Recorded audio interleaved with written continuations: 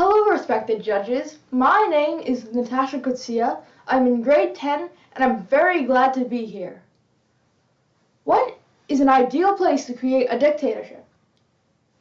A vacuum. Because there's no resistance. Authoritarian regimes are well aware of the fact that information is their biggest nemesis. It is a potent tool that can adversely affect their oppressive rule. Holocaust survivor Simon Wiesenthal said it perfectly when he claimed information is resistance. In democratic countries, information is a fundamental human right at our fingertips. If we encounter any threats to our basic human rights, we resist them. Recently, instead of delivering my Amazon orders, truckers protested in Ottawa against government-mandated COVID health protocols. However, this would not be possible in countries like Russia, China, and Afghanistan. To advance their political agenda without any resistance, the respective governments of these countries censor real-world information by restricting free speech, international TV channels, social media, and the internet. According to a January 2022 Voice of America article, freedom of speech and media were severely restricted in Afghanistan after the Taliban took over, leading to violence against journalists.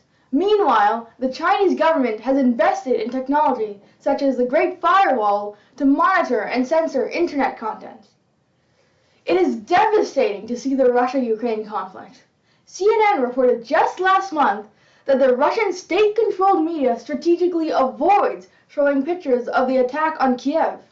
The Russian government has also banned the independent media from using words like war and attacks. These examples prove Mr. Wiesenthal's point that the countries where information is restricted the most are where the oppressive governments face the least resistance. A multi-pronged approach is needed to ensure that information is free-flowing. We as youth must voice our dissent with governments imposing undemocratic values upon their citizenry. Let's start by dialoguing with international students, raising awareness through youth organizations and social media platforms, and put pressure on the governments of democratic countries to raise concerns of human rights violations. Yes, authoritarian regimes will make it difficult to exchange unbiased ideas. However, as youth leaders, we must persevere in tackling this issue at the grassroots level. For example, Model United Nations is an excellent way to learn about international diplomacy. Being a passionate member of the Model UN at my school, I have developed a better understanding of the geopolitical landscape and the confidence to stand up for human rights. The real United Nations should use their influence to call attention to the human rights abuses happening on the international platform.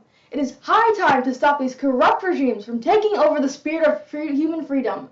Let us follow Simon's lead and advocate for free-flowing information to resist the vacuum created